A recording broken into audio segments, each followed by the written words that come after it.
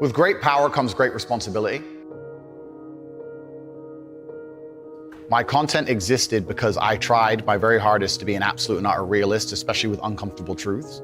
I was pointing out that very uncomfortable. Is that a truth? It's an uncomfortable truth in many parts of the world. It's not a truth that I'm happy about. I don't want to be seen as a negative influence in the world. I know that there's a whole bunch of men. I get thousands of emails a week from men whose lives I've saved. I get thousands of emails a week from men who are on the verge of suicide and I've saved their lives. I believe in protecting and providing. I've been misunderstood. I don't want anybody to be offended by anything I say. I want to be a positive force in the world. I don't want anybody to hear what I say and make them feel bad about themselves. I want all people to live righteous and good, whether they're male or female. I think righteous is living true to your heart and knowing that you're doing good by people, not snaking anybody, not lying to anybody. I know I live a very righteous life. The government is not capable of helping the poor.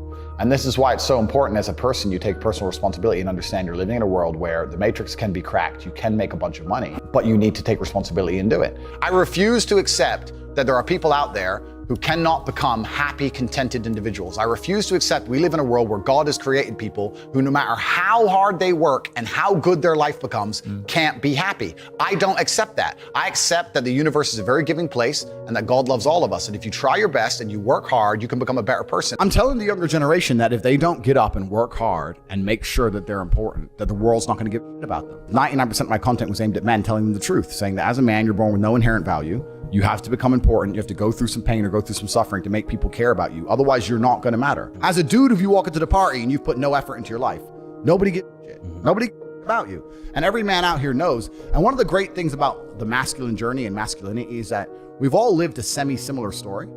It's kind of cool. Like, we've all been the teenager, gets heartbroken. We've all been unimportant. We've all like worked hard and then started to get some clout. And then we've all kind of lived the same kind of journey. So I say to everybody out there, yeah, if you don't follow that path and follow that journey and in one way or another get to the top, whether it's fighting, whether it's comedy, whether it's musician, whatever it is, if you're just going to stay somewhere near the bottom and then at the age of 44, email me saying I'm depressed, well, of course you're depressed. Loser. Yeah. But that was your choice because you have to build yourself as a man. And if you decide not to build yourself, then your life's going to suck. My main message is to resist the slave mind, to understand that every single thing you're being told has an agenda behind it or you wouldn't be told it otherwise, to examine every strongly held belief you have and try and identify where it comes from and why you have it. I sit and argue with people, I discuss things with people, and they so fervently believe a point. And I say, why do you believe that so much? Like, do you have personal experience? No, but I saw the news. The news told you X, and now you are desperate. You will sit here for hours arguing that point. A lot of people are completely empty vessels ready to be programmed. And I try and tell people, listen, to just stop for a second and understand that the things they're telling you to believe are not necessarily for your benefit. The people who make the rules don't make the rules for the benefit of everybody. They make the rules for the benefit of the people who make the rules of the game. So telling people to resist a slave mind and just be critical thinkers, keep their brain open, pay attention to things, be perspicacious, that's the general theme. And it doesn't matter whether you're left, right, liberal, man, woman, etc. It's just think for yourself. That's the general message. I believe men and women are a beautiful union. I think we're slightly different, but when we work together, we're the most powerful force in the world. And I certainly believe that men and women, when they work together, it's the most beautiful force on the planet. So of course I believe in men and women. Of course I believe in love. Of course I believe in marriage. Of course I believe in family. Okay. I believe in marriage in the traditional sense. I believe a man has a duty to stand up and be a real man. I believe that the problem with the world today that we are facing is that not enough men are sticking to the age-old ways of masculinity. I believe that me standing up and saying a man must protect a woman and provide for her, so he needs to make sure that she's safe. He needs a degree of authority. I believe women are sovereign individuals and they can make any choice they so desire. I think that it's important that we remember that a man has a duty. I think I certainly in my relationship have a financial responsibility to provide for my woman. My woman would never have to work unless she wanted to because I'm the kind of person who works hard enough. And I'll make another point that needs to be said. The number of women who have stood up and stuck up for me is ignored. Thousands of women are making videos saying, I've met Andrew Tate, he's such a nice guy. I wish I had a man like Andrew Tate who felt responsible to protect and provide for me. You know what? I do belong to my husband. That's why I married him and I love him. We ignore the thousands of women who stood up and stood by me and said everything I said is true. This is that there's a large contingent of men who still want to make money, go to the gym, be strong, drive a fast car, be traditionally masculine, and don't want to be shamed for that. And I believe that feeling depressed is real. I don't believe depression as a clinical disease is real. No. I think PTSD is very real. Unfortunately, I have some friends who suffer from that. I know that feeling depressed is real. I believe that the number one power you have against these things are trying to take control of your own mind and affecting your own life. I believe that it's not healthy to hand over all your power and believe that depression is an outside disease that you can't affect. I know that when I've had difficult periods in my life, and also many of my friends, like I've said, suffer from PTSD and been through terrible things. I've lived a very difficult life, and I know people who have, that the things that made them feel better is when they woke up and said, you know what, I'm not gonna allow this to damage me anymore. I'm gonna take responsibility. I'm gonna get up and I'm gonna fight this as hard as I can. If someone comes to me and says, I'm clinically depressed, or I feel very, very sad, I would say the first thing you need to do is stop accepting the identity of a clinically depressed person. Stop accepting you have no control over this. And what you need to do is stop identifying that way, and let's work together to try and fight against it. A lot of people who are clinically depressed are suffering with something in their life, and if you fix the problem in their life, perhaps they won't feel depressed anymore. The thousands of people who have emailed me saying, my doctor told me I was clinically depressed and it's a disease that I have got in my brain and I can't be fixed. And I started listening to you and I realized that that's not the case and I can fix my own life, and you're the only person who has ever helped me. I believe feeling depressed is real. I do not believe it's a disease that you catch from the sky and you cannot affect. I believe that no matter what happens, I believe you have control of your own mind and you can fight against it. I believe if you change your circumstances in your life, you may feel different. I'll give you a quick example. I had a guy who emailed me saying he was clinically depressed and he was going to kill himself. I obviously am not a psychiatrist, I'm not a doctor. I told him, because I replied to my emails. I said, have you been to a psychiatrist? He said, yes, I'm clinically depressed. I've been on these pills, this amount of time. I'm on antidepressants, it doesn't work. I said, I don't know what to say to you besides this. And he said he lost his girlfriend, that's why I became clinically depressed. I said, listen, go to the gym, get a six-pack first. Once you've got a six-pack, email me again. If you still feel like killing yourself, I don't know what else to say to you. But I'd say, strong body is a strong mind, go train. He went, he started sending me progress pictures, emailing me him getting in better shape, and eventually got a six-pack. He's now a professional bodybuilder. And he said, I can't believe I was considering that. I feel so much better, etc. The doctor who was telling him he was clinically depressed and couldn't cure it, he started taking control of his own life, and now he felt better. That if somebody has depression of any kind, whether it's clinical, whether it exists or not, whether they feel depressed or not, whatever, that taking control of their life, taking personal responsibility and working hard is always gonna be the positive, best thing they can possibly do for their life going forward. How positive is it? Them. Of course, money can't buy happiness, I agree. But money is the third most important thing in the world. First is your health, because you have nothing if you're gonna die. Second is your relationships, because you need love and family, that matters the most. But money can buy everything else. So money's the third most important thing. The average people come to me and say, what do I do? I'm just the average guy. And my only answer is stop being the average guy. It's my only answer. You can't just be the average guy anymore.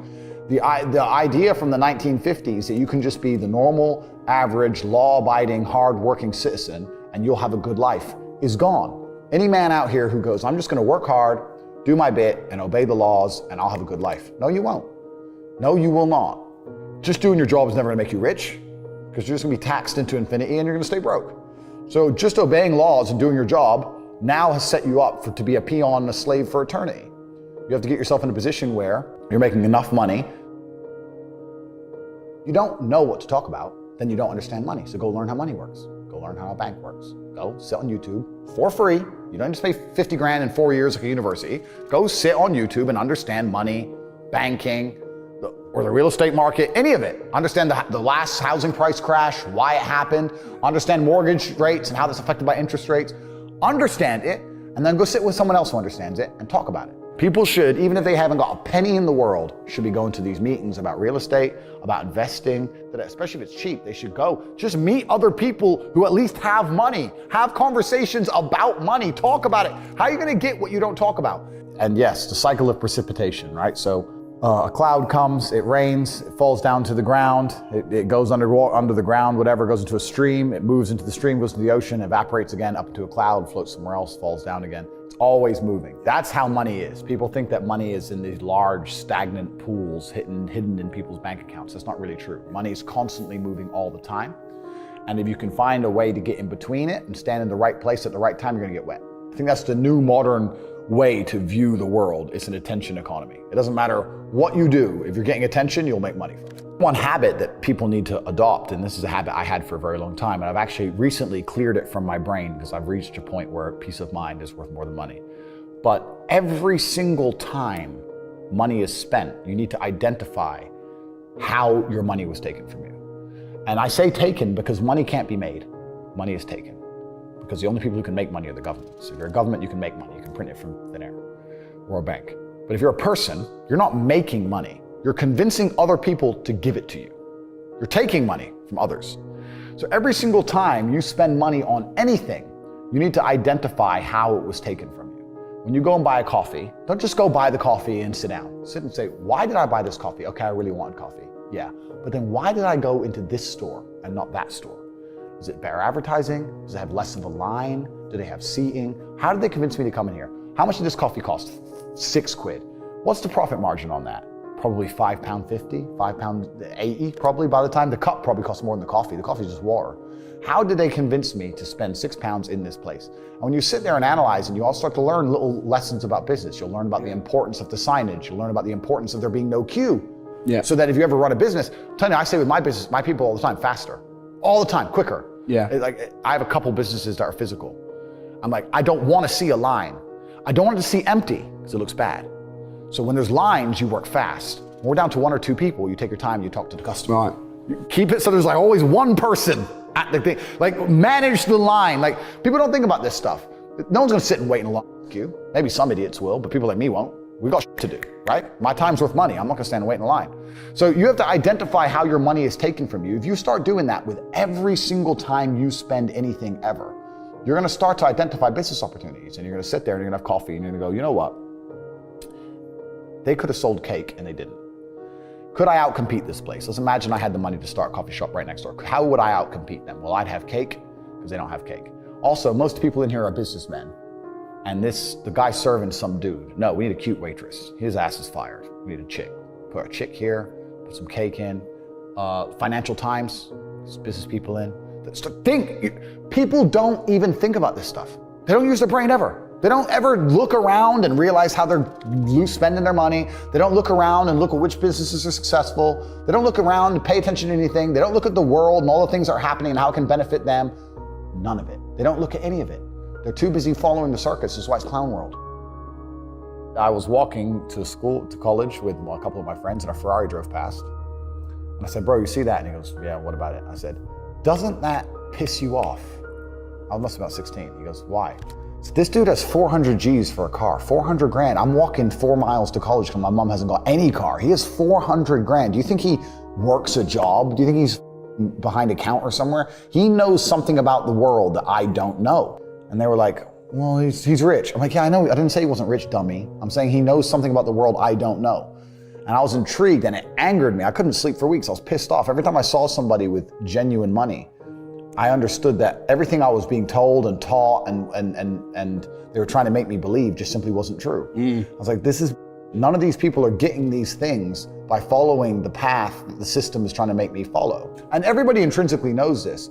If you go to if you're at a BP, you're at a petrol station, and I pull up in my Lamborghini, nobody goes, wow, he went to school. Yeah. He studied hard. And they do that because they know that the easiest way to amass wealth is to break the rules, because the rules are not designed to allow most people to make money. You can make money within the rules, of course you can, but most people don't.